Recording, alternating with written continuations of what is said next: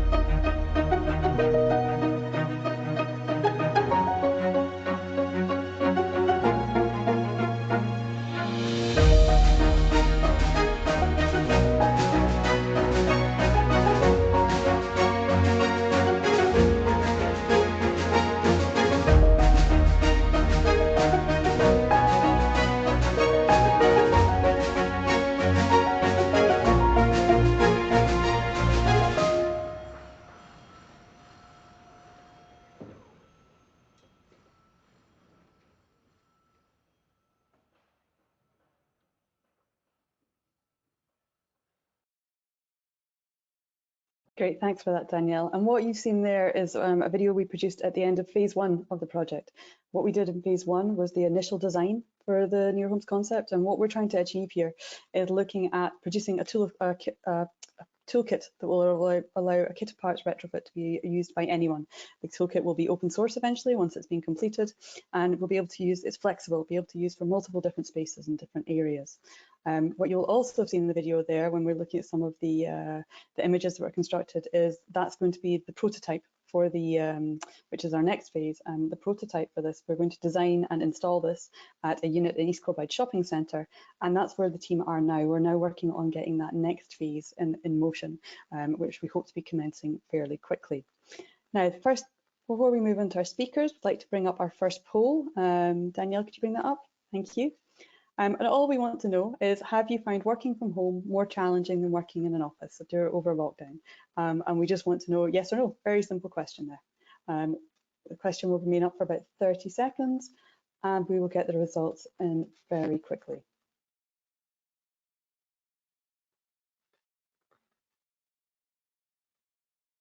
50-50.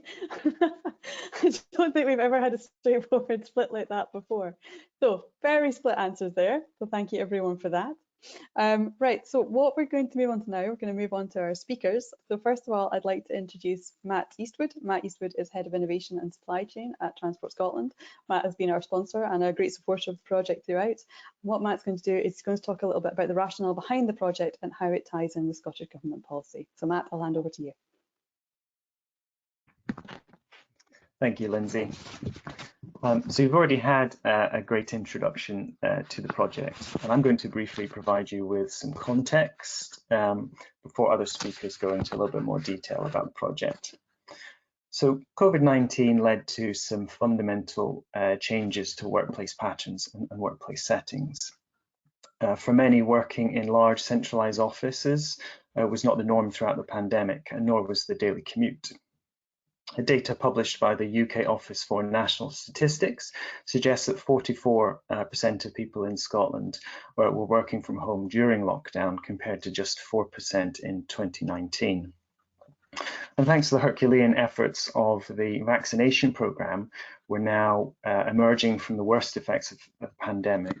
And whilst COVID-19 is very much something we still need to deal with and take measures to address, COVID restrictions can now be eased and society is opening back up, and some of us might even be returning to the office.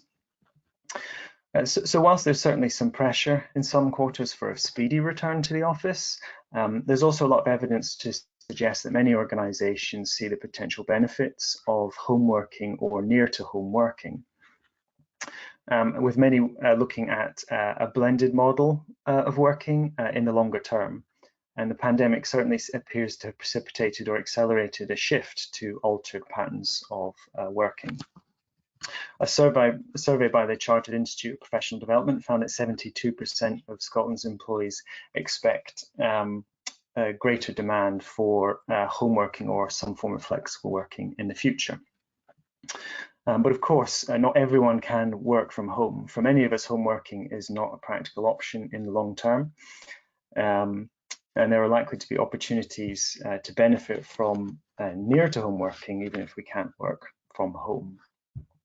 Reducing the commute, increasing opportunities to walk and cycle, closer proximity to school and nursery, and better home and work-life balance. So the 2020 programme for government included a commitment to support the idea of 20-minute neighbourhoods, neighbourhoods where people can meet their needs within a 20-minute walk from their house, enabling people to live better, healthier lives, and supporting the Scottish Government's net zero ambitions. And working closer to home can be an important component of 20-minute neighbourhoods, and has the potential to contribute to the economic vibrancy of the local community.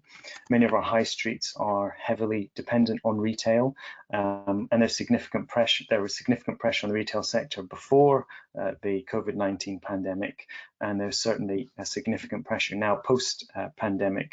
So local work hubs have the potential to provide an opportunity to reduce this dependency on retail and also contribute to the economic vibrancy of local communities by increasing local footfall.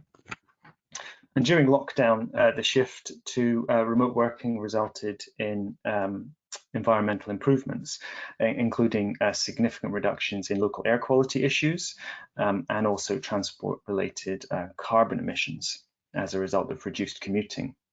And a recent report to the UK Parliament by the UK Committee on Climate Change emphasised the need to capitalise on the shifts in behaviour seen during the pandemic, including increased remote working to reduce travel demand. Through the Near to Home project, we want to develop and test a solution for creating safe, secure and connected workplaces, as we've heard, and take advantage of the opportunities that are presented by existing vacant buildings and realise some of the potential benefits that can be derived from near to home working. Now, it's probably too early to say what the future of post-pandemic work will look like, but shifts in workplace culture are likely to come in part through the commercial choices that employers will make regarding office space, consideration about workforce well-being, and also morale and productivity as well. But in this context, Nearhome provides a timely opportunity for us to help drive and inspire positive change by tackling some of the challenges, piloting new and innovative approaches, and providing a free-to-use open source toolkit offering some of the solutions. So now I'm going to hand you back to Lindsay for more information about the project. Thank you. Great, thank you, Matt. Appreciate that introduction there. And if anyone has any questions for Matt on the policy or any of our panelists, then please feel free to put them in the chat and we will get towards them at the end. Now, I would like to introduce you to our second Matt Stevenson. Matt is a founder of Ecosystems and offsite specialist, and Matt also has expertise in the use of Scottish timber. Matt's going to talk about the structure of near homes and the use of the materials within it. So Matt, I'll hand over to you. Great, that's brilliant. Thanks, Lindsay. I'm going to introduce really the structural kit apart system that we evolved for the Nearhome project. We were delighted to be the lead designer on this project and working with a fantastic team that, along with Construction in Scotland Innovation Centre, we assembled to deliver the project. And this project builds upon a wider piece of work which we're doing in collaboration principally with Construction Scotland Innovation Centre and with Edinburgh Napier University, looking at establishing a biogenic offsite manufacturing accelerator, for which we've been fortunate to secure £1.25 million of Innovate UK funding. That project seeks to really develop the homegrown engineered timber products. So what you can see on this slide here is we're looking to move our homegrown products up the value chain through delivering homegrown versions of both existing products, but also the innovative development of new products, which is very much what this project is about. We do that by looking at it through the lens of the 5 capitals approach, which looks at physical, natural, social, human and financial capital. And we also sort of put that through the filter of industry drivers, which we've got sustainability, culture, productivity, regulation, digitization and skills. And when we kind of fuse all of those key drivers together, we seek to create enhanced systems formed in our factory space that can add value by optimizing the product family architecture relative to the end application. So we're looking to create a set of product systems, processes which respond to that brief. And in doing that, we'll create a series of living lab projects, which this is a key one of. I'll not go too much into this, but through all of that, there's a digital thread which runs through the entirety of that process, from the technical design through digital twin of both the product and the process, component prototyping, creating these living lab projects to really sort of demonstrate the viability of each of those aspects, and use that as a catalyst for moving through to the commercialization phase, where we'll have full-scale manufacture, and that can thereby stimulate follow-on product development. So an early output of that project was the development of the Synergy 2-bed duplex, which is also essentially our homegrown mass timber demonstrator. We worked with BSW Timber to they successfully dried down homegrown Sitka spruce to a 12% moisture content, which is phenomenal achievement, and demonstrates the viability of our homegrown resource. Perception has often been that the homegrown resource would not be suitable for this. This project has served to clearly demonstrate that it is. With that raw material that was produced by BSW, we then worked at the innovation factory at CSIC using the UK's only vacuum press, which is located there, to produce a suite of products. So not only the cross-laminated timber product, which you can see in the bottom left of the screen, but also in tandem with that, some glulam floor panels, which you can see bottom right, and nail laminated ceiling panels, which is a new product which we evolved, which uses beech lignalock nails, and also this new product of a glue laminated timber portal, all coming together to form this two modules of the 2-bed demonstrator. Now within that, we've got the evolution of this. Sorry, it's a poor resolution on this slide, but we evolved this glue laminated timber portal, which is essentially a hybrid between the CLT and glulam. And what we were keen to do within this project was take that forward and create the fundamentals of the kit apart system. So you've seen the video, and hopefully it articulates well that we've got this kit of parts which can be with which we can respond to different contexts of different scenarios, which can demonstrate more clearly in a minute. But we have a glue laminated timber portal which we can achieve different clear spans, different spacing very efficiently. Now, it's important that this is a very circular process, and one of the things which we end up with as a result of our cross-laminated timber manufacture is a lot of off-cut material, which is not a waste product, and it's a good quality product, but essentially it's off-cut. We haven't got a finger jointing line, so we end up looking for ways to reutilize that. And this timber knuckle that we've produced as part of the kit apart system actually serves to utilize those off-cut materials, making the whole process more viable. But in tandem with that, it also is a component that we can carry into the space. The first project will be a retrofit of a vacant retail space in East Kilbride Shopping Centre, where we need to bring each of the components through a doorway into that space. So breaking it down into those smaller components allows us to do that, and it utilizes those off-cut materials and makes the whole process thereby more efficient. We've also got this wall panel system, which again, using all homegrown some material for the frame, imported wood fibre for the insulation product.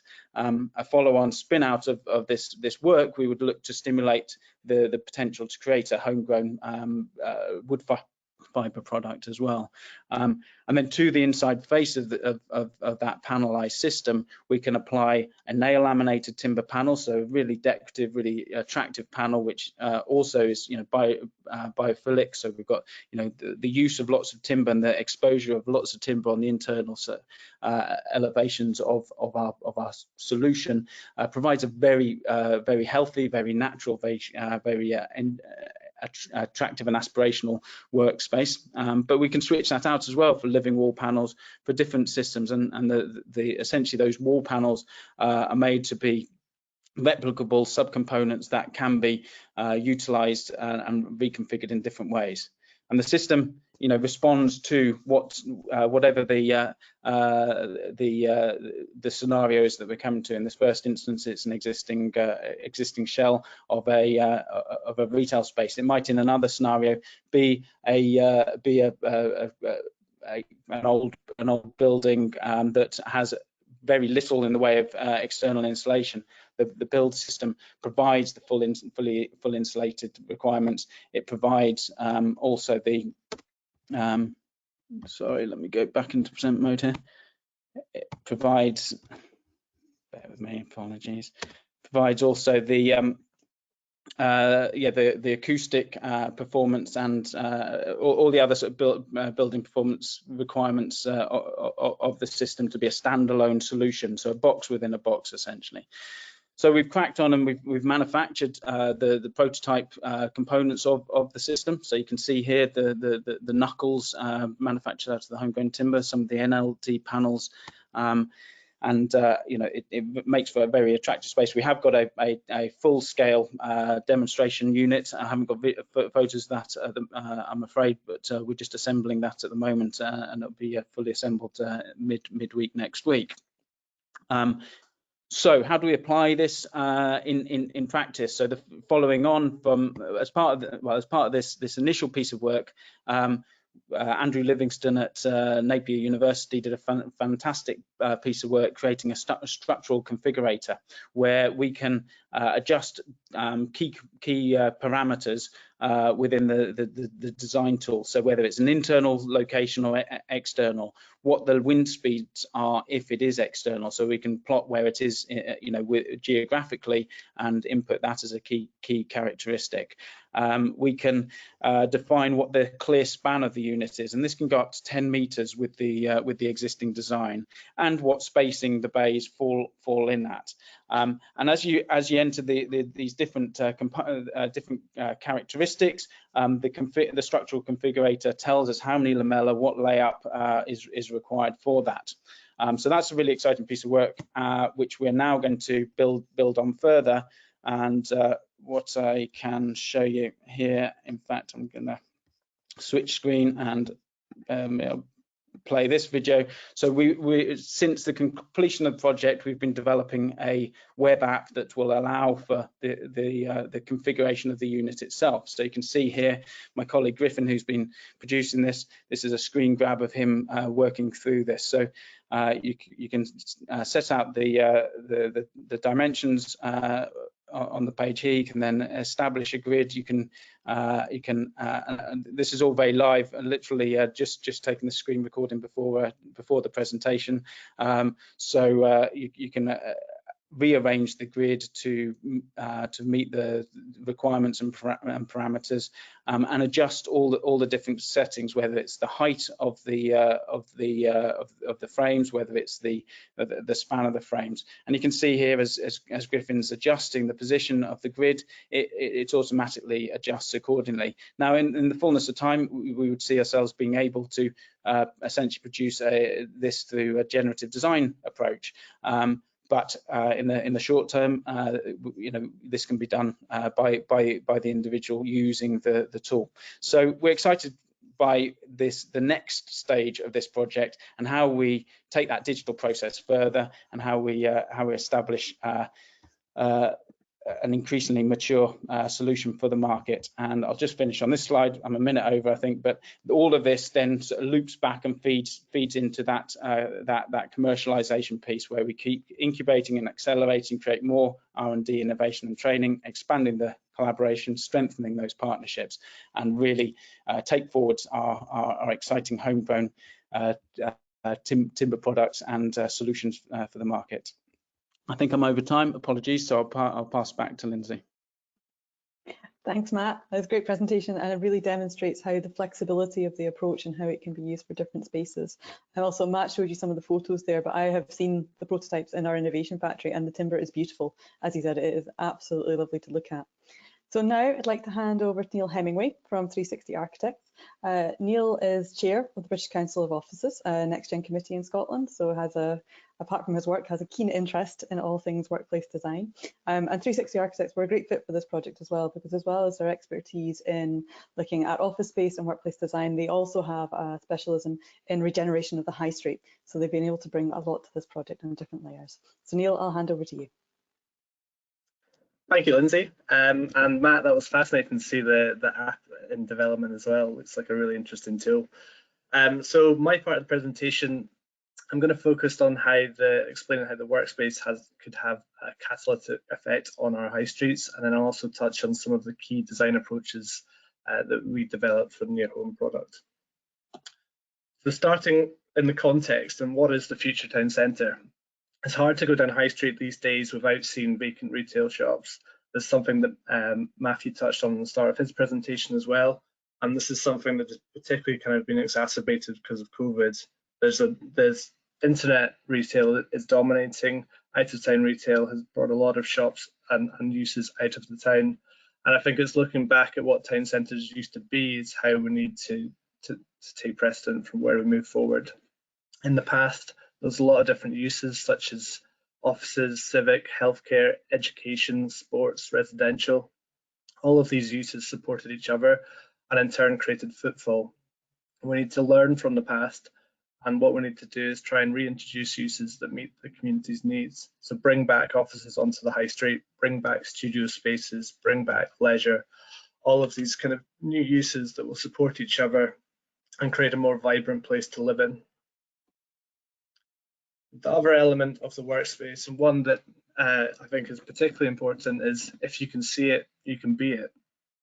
So often workplaces are hidden in professional light fortresses where the only street ground floor activation is a reception area. It's very difficult to walk past and be inspired by buildings that you don't understand what's happening within them. Nearhome presents the opportunity to bring workspace back onto the high street and to inspire, create intrigue and create identity for workspace. In turn, it'll have the opportunity to regenerate high streets and create footfall, which will support other complementary uses. This then leads on to accessibility and equality, and something that my colleague Gina has been developing. This is an award-winning project she developed called Scattered Space. It looks at how we rebuild structures that have fueled inequalities. A lot of what Matthew also touched on at the start, particularly the 20-minute city idea, is that we need to make workspaces more accessible, and particularly to local and diverse communities. There's a lot of barriers associated with the city centre commute, and by bringing or creating this kind of idea of a hub facility that is near home, provides a lot more accessibility and equality to multiple communities. It also gives us a sense of belonging to place, and particularly will encourage the wellness of our high streets. So why near home? Matt kind of touched on particularly the toolkit idea, but if we have this accelerated change where we don't quite know where the future is going to be, we need to make sure that whatever toolkit this is, it needs to be a sustainable fit-out solution, a solution that it is designed for disassembly and can be rebuilt in different locations and adapted as our change in workplace adapts over time as well.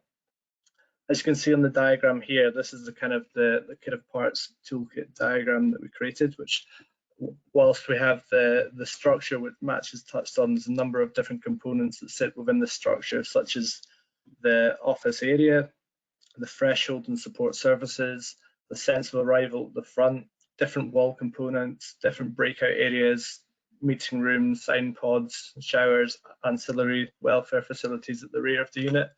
All of these need to be designed within this kit of parts component model, which allows for maximum adaptability and flexibility as we move forward. The adaptability then also goes into different locations and unit proportions. Particularly, there's a really key potential to use Nearhome for repurposing vacant spaces on our high streets, particularly retail spaces. But the success of Nearhome is a model that can also be adapted into a new build context. So this could be a standalone unit, for example, or it could sit within a larger retrofit solution with an existing structure, such as an industrial building or a church even, for example. And then the whole idea is that this is a completely closed loop where it can go back into disassembly and allowing for reuse and repurposing. So I'm now going to touch on some of the key design approaches that we developed for Unit 26 at East Kilbride. Whilst this was the site for the prototype, we were keen to make sure that the design was consistent for each location that Nearhome was rolled out in. There are three key elements that we developed. Intriguing, which was engaging with the community and creating street activation on the shop front here. So this is the first section of the plan, which is about really understanding how can Nearhome contribute to the placemaking agenda. The second element was identity, which is how do we actually position the business and make Nearhome recognisable, creating legibility at the entrance, and then creating a series of hierarchy spaces. So we have the entrance sequence, the workspace, and then the more private, intimate spaces at the back. And then the final is inspiration. How to create a space that is welcoming, comfortable to be in for the employee, but also intriguing from a distance. So the first one, creating curb appeal. This is a mock-up that we developed from the outside, which shows kind of the design intent of the prototype. We were keen to use the Nearhome panels and turn them on 90 degrees to create a kind of fin-like approach on the facade. It's something that would be uniquely eye-catching, particularly when you're walking down the high street. You immediately see the use of natural materials, but it also offers you this glimpse into workspace. It gives a degree of privacy, but it allows people to look in and be inspired by the place that the workspace is. The second element is creating human scale, and this is when we allow people to come into the unit itself through a journey where we've focused all of the workspaces in one kind of key area in the centre of the plan. What we tried to do is also introduce a degree of human scale into this area by track lighting solution that illuminates the workspace design, creates a little bit of intimacy over the workspace, and then the introduction of these kind of divider areas with biophilic plants that could act as acoustic buffers. At the back of the unit, there was also this kind of idea of a key feature green wall that would be visible from the outside of the street as well. And then the final element is creating privacy and flexible polyfunctional spaces at the rear. There's going to be a demand for smaller focused cam areas where you could either use as a meeting space or sound booths, particularly for multiple Microsoft Teams or Zoom calls. And what we're keen to make sure is that these spaces can cater for different activities. So they can cater for meeting rooms, but they could also be a breakout zone where you could enjoy lunch or different activities. These are also the kind of the destination at the end of the unit. So they're very visible and they're kind of featured with that green wall, which hides the sound booths from the rest of the workspace. So Matt has kind of touched on the circular economy benefits of the product itself. John is going to talk about the life cycle analysis, but one of the real kind of key benefits to Nearhome is the social economic benefit.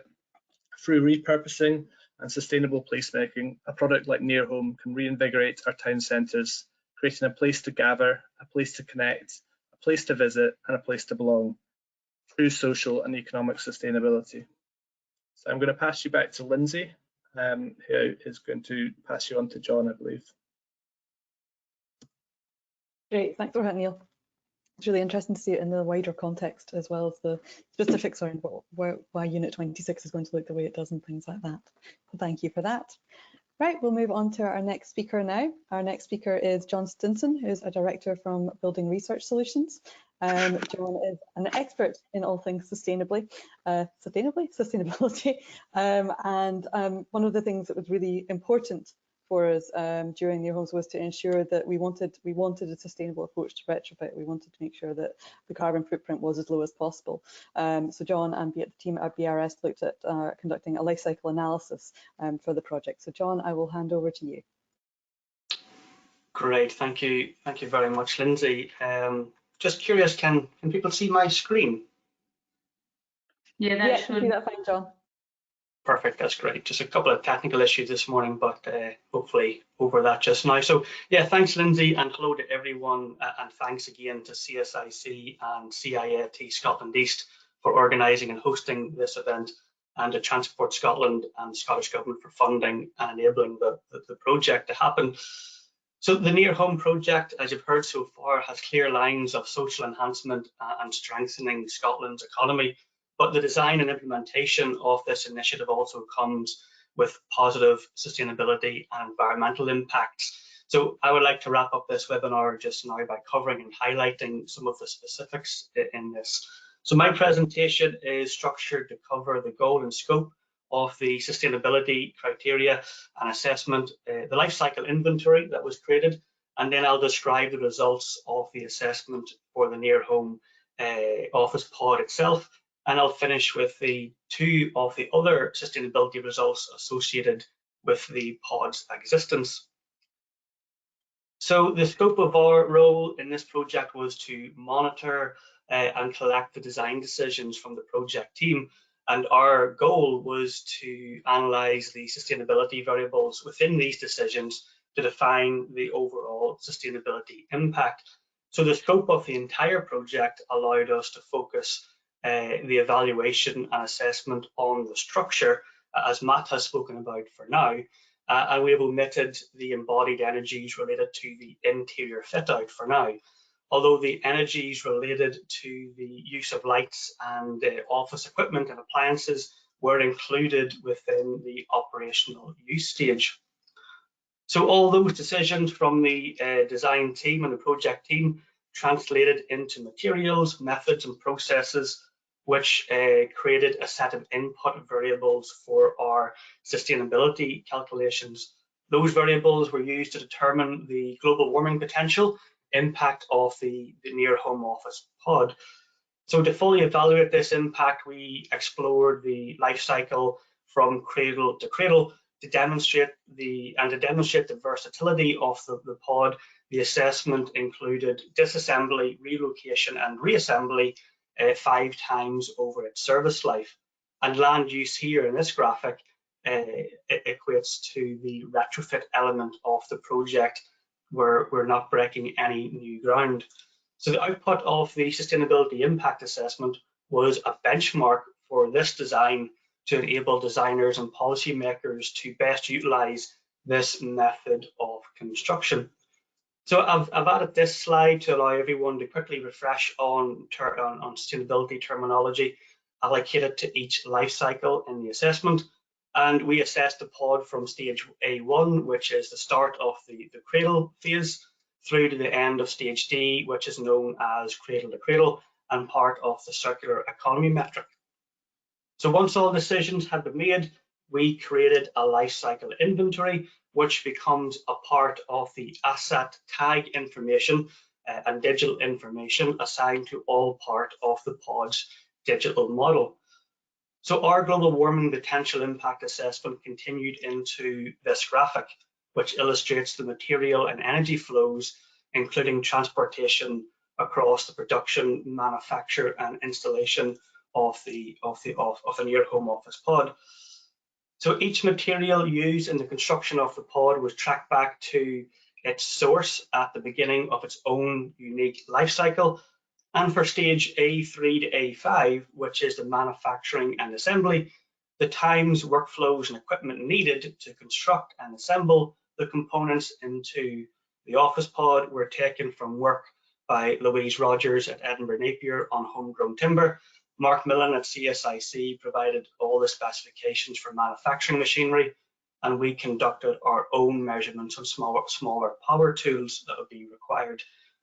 So compiling, verifying and validating the material and specifications into libraries and then into a life cycle inventory allowed us to explore the key sustainability performance variables. So now I'll show some of these and highlight just a couple for today. So here we have the operational energy use profile. It was assumed that the whole energy demand will be provided by grid electricity, and DEFRA and BEIS carbon conversion factors were used to convert into CO2 or kilograms of CO2e. So the baseline for the pod is estimated at 2,500 kilograms CO2e, and decarbonisation of the grid drops this to between 100 and 500 kilograms CO2 by the end of the 60-year lifespan. So each of the curved lines are scenarios for continued decarbonisation of the UK electricity grid, and each are calculated to achieve a global temperature limit and apply either with or without carbon capture and storage function. Now the grey line in this chart is the one that we've brought into the next set of charts for final reporting. So here we've got 4 charts, and I promise this is the last kind of complex looking thing you'll see this morning, certainly in this presentation. These are the sustainability impacts across the life cycle that I described earlier. So if you can see it, carbon emissions are above the red line and carbon savings are below the red line. Now, the first chart on the left, which is by far the most important part of our analysis and one that we should really be focusing on here today, is the stage A1 to A5, which includes raw material extraction, transportation to manufacturing, then manufacturing and installation and handover of the pod. So this really shows the positive environmental impacts with sequestered carbon potential known as biogenic carbon of the timber products. Now, I've included the next 3 charts to demonstrate just how important and how impactful grid decarbonisation and human energy behaviour to a building's can be to a building's whole life sustainability credentials.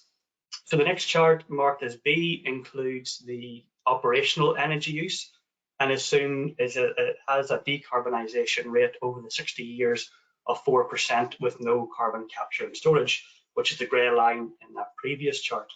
So the operational energy use begins to outweigh the carbon sequestration benefits. So this was estimated at very, very early design stage, but it's important to show how impactful office equipment and HVAC systems can be, and the importance of in situ monitoring of those assets from the physical twin, and that will help provide higher resolution on this value. Stages C and D are compared on the far right. Stage C is end of life scenarios, and again, this suffers from things beyond the control of design teams, like inefficiencies and waste processing processes. Plus, the majority of wood-based environmental product declarations assume that the wood material at the end of its life will be incinerated due to its high calorific value, which adds to the CO2 impact. Now, stage D is where things start getting really positive again due to this method of construction and the use of homegrown mass timber. So the impacts of the carbon savings from reuse, recycle and recover potential, the positive message here is at this stage, the work in this project, due to the nature of how components are designed and delivered, takes the burden of processing those materials for the next stage of the next life cycle of the next project.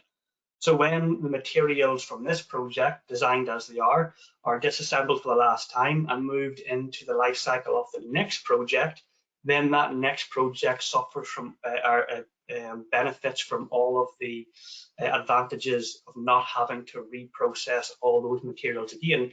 So the carbon savings here start to compound over a much longer life than what the building expected to last for. So the message here really is the use of mass timber and homegrown products provide significant sustainability advantages and benefits, which can help the whole life of the building, but is contingent on operational energy use, decarbonisation of the grid, and end-of-life treatment of materials.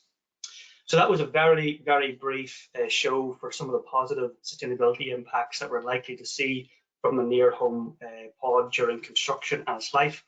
And monitoring of its life is vitally important, but now I want to cover 2 additional sustainability parameters relating to transportation. The first is transportation of the pod itself to reuse it in other locations, and the travel of the workforce who will be using the pod as an alternative. So in the reuse, disassembly and reassembly scenarios, we balance the pod's initial location and the fundamentals of the 20-minute neighbourhood initiative and the proximity of other towns with satellite around Glasgow. So here we calculate the average short distance between all of these locations and the average long distance between the locations, and now we have an estimate of carbon impact per relocation of between 400 and 1,000 kilograms CO2 per move. So this was done to allow for extrapolation of the pod's impact across other locations and to inform movement schedules. Finally, we assessed the environmental impacts on sustainable transport of people. specifically those that may or are most likely to use the Nearhome pod.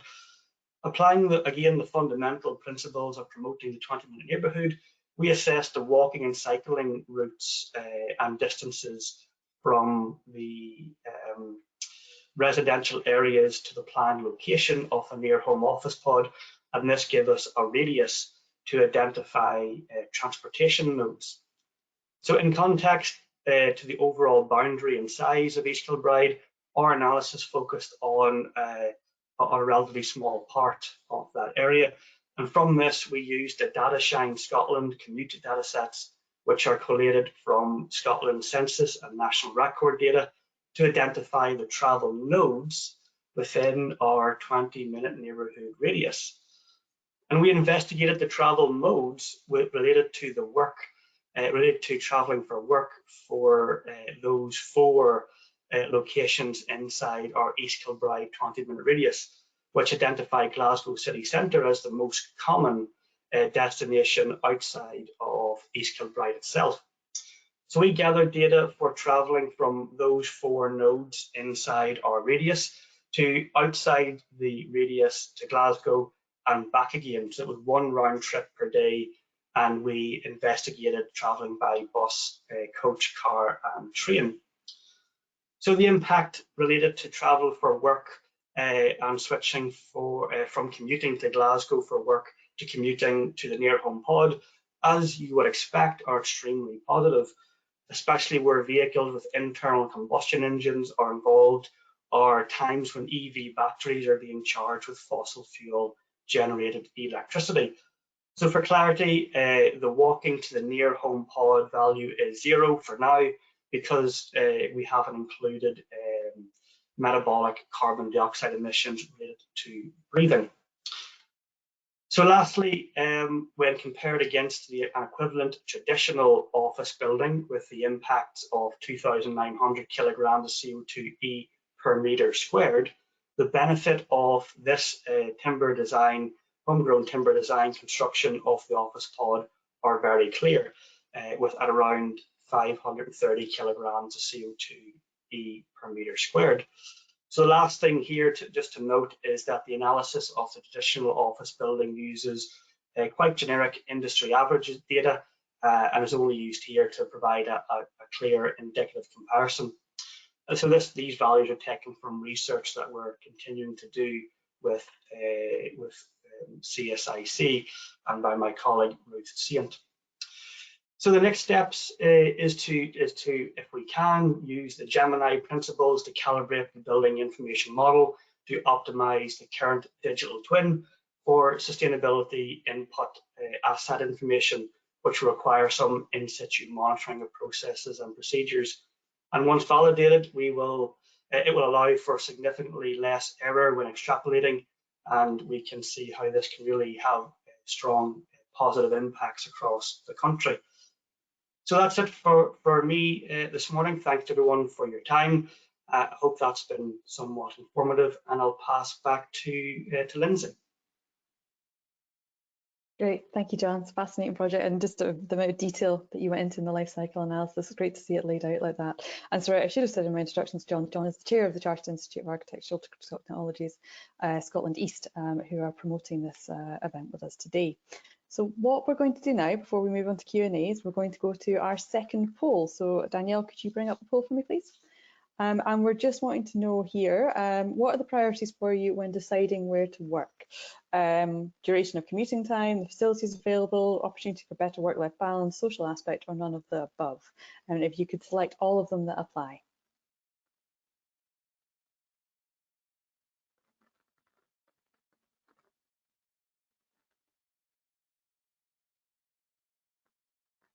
We should get the results for that fairly quickly. I'll just be up for a few more seconds.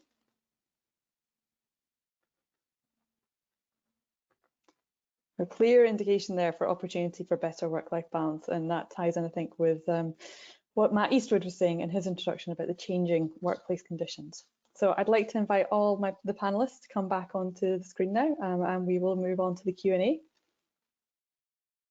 Great, thanks everyone. Right, so first question that's came through, and this was it's for Matt's presentation, but based on the question, I'm going to go Matt Stevenson. And the question was, what was the lighting system that you have used on this unit? Now, we did bring in a specialist lighting designer, and we couldn't bring the entire team on this, but we brought in Steam Design, who provided the lighting for this. Matt, do you want to expand at all on that design? Yeah, I mean, I think it was fantastic to have Seam sort of contributing to the project. The assessment that they did on the lighting and the suggestions which were made, really striking. And it's worth noting that the focus for the first project is East Kilbride Shopping Centre, where it's a vacant retail space which has no windows. So, we have no natural daylight to benefit from, other than some that may come from the sort of concourse. But so the lighting design was really, really crucial. I quickly brought up the design document. I could share that, but essentially we've got a combination of some sort of accent lighting, which really helps establish the signature and the aspirational sort of nature of the space. We've then got the some strip lighting, some very directional lighting, some task lighting specific to the individual workspaces. There's also, what would make a really exciting inclusion within that initial project. One of the optional extras is essentially a roof window simulation, which casts the sunlight onto the wall, which really creates that sense of an external roof window projecting into space, which I think would transform the space and the experience of the space. But it was the lighting design also took consideration of not the cadence of lighting, but whatever it is, where it maps onto the daily cycles of the sun coming up, going down. Apologies, my can't somebody else will remember what that's actually called, I'm sure, for me. But yeah, fantastic piece of work that was undertaken. All right, thanks, Matt. We'll move on to the next question. I suspect this may have came in before John finished his presentation, but the question was, can you explain any sustainability elements other than the timber? John, you went into quite a lot about the travel aspect there. But, is there anything else that John or perhaps Matt Stevenson would like to highlight at this point in time? Yeah, well, I'll just come in before Matt picks up. Yes, it was primarily looking at the benefits of homegrown timber and structural timber for the purposes of what was trying to be achieved. We did look at other areas as well, and there's certainly within the analysis, within the much wider analysis and report that the team currently have, there is some hot spotting that was done that identified some rather carbon intensive material that isn't produced or manufactured in the UK or even in Scotland, and also isn't timber based. So there are perhaps more timber materials that can come out and replace those. I'm thinking specifically around acoustics, around acoustic paneling and things like that. And also this sort of analysis at this stage allows for the design specifiers to have a look at individual carbon impacts of material of the inventory, and see where the kind of really big easy wins could be, and shifting some of the supply chains. But yeah, primarily timber, because the building itself is significantly built with a large amount of timber. Thanks, John. Yeah, no, I think that's right, and I think the timber does a good job of facilitating the reuse. So if to disassemble and reassemble the kit of parts multiple times and reconfigure them, actually the use of timber is very forgiving in that. So that still relates to the timber side of things, but I think the sustainability is, or very much with this project about that ability to reutilize multiple times, and yeah, the longevity and the life cycle of that. So we would look to use it to further stimulate the opportunity for other biogenic materials from homegrown resources as well, wherever possible. Right, thanks, Matt. Next question from Rory. Does the Nearhome concept require virgin timber, or will also look to reuse timber from the UK's ageing building stock? And that's an interesting one, because as I understand it, the minute the timber has to be dried to a certain specification to be used. But Matt, perhaps you'd be able to expand. Matt Stevenson, perhaps you'd be able to expand on that. Yeah, no, well, yeah, but delighted to address that, because I think it would be great to look at future potential for that. There is a project that colleagues at Napier University are involved with in Future Wood, which is looking at how do we use the timber arising from existing housing and construction stock in future use, and we're keen, as one of the sort of follow-on pieces of work, to look at incorporating that in some mass timber solutions. I would think with this project it would probably be, it could be possible for the glue laminated timber portals. It would be more immediately addressable for using as the nail laminated timber panels, especially with the nail lam. There's the lack of the use of adhesives in that means this is slightly less sensitive to moisture content. But so some of the timber from existing stock, it may well sit at a reasonable moisture content level as well. So certainly something we'd be very, very keen to look at for this and other projects. Thanks. Right, Thanks for the question. Next question from Daniel. What's the best way to be considered for future construction tender opportunities? Daniel, I'm not sure if you're meaning from CSIC in general or specific to Nearhomes. If it's for Nearhome, then the idea with this, that this will eventually be open source, so anyone will be able to, there will be no need to tender, anyone will be able to use it. If you have a building that you want to use Nearhome to get for, then by all means drop me a line. My contact details from the CSIC website. And construction and tender opportunities with CSIC in general would be going through Edinburgh Napier University, our host university. But as I say, my contact details are on the on our CSIC website, so feel free to give me a discussion about it if you want to know any more details on that. A question from Neil. For John, he's beginning to look. He's in Ireland, beginning to explore the circular economy calculations, and wants to know what software you're using. Yep, that's a very good question, and it's the answer to this question is very much a similar answer we give when asking what software we use for building information modeling. The short answer is it's just a giant spreadsheet. The spreadsheets we have for this relatively small and quite simple building are huge, and the software we use to evaluate the databases for the materials either comes from environmental product declarations, or we use CIMAPro for doing some of the analysis on the supply chains and things like that. We also use other software to evaluate the operational phase, like in this one it was one of Trimble's software called Saphira. We also used IES. But the calculations and methodologies in the BSE and ISOs for circular economy and for life cycle assessment kind of produce all of the formulas that we need, and we essentially use Microsoft Excel for the spreadsheeting part of it. But probably the most important one for us was CIMAPro for some of the materials we couldn't find EPDs for. All right, that's great. Thank you, John. And I'll quickly do this last question. How do you see the Nearhome concept being used by single business or rentable desk? I can answer that one. I think at this point in time, what we see is it maybe more as a single business. In fact, that's what it will be for the pilot. Then eventually we would like to explore this potential of, for example, public sector agencies working together. We don't see it as being, a competitor to WeWork or something like that. This is a different kind of concept. Matt Eastwood, I don't know if there's anything else that you're wanting to come in there with Transport Scotland's thoughts on that. I think that you've ably answered that question.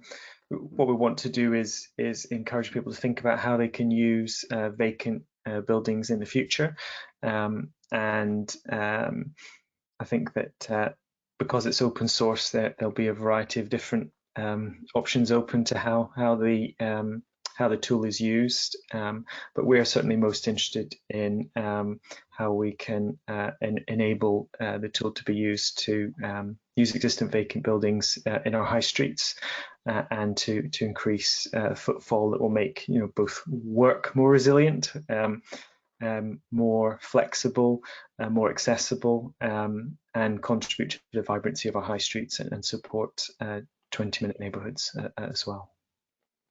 Great, thanks, Matt. And I think that's all we've got time for. So I would like to thank you all for joining us, and thank you to our panel, Matt Eastwood, Matt Stevenson, John Simpson, and Neil Hemmingway. As I mentioned at the start of the show, the webinar, you will be sent feedback. We'd appreciate your thoughts and let us know what you think, any areas for improvement. CSIC run regular events on a variety of topics, so if you want anything else, then check out our website, details of all events there. Thank you for joining us, and have a lovely day, everyone. Goodbye.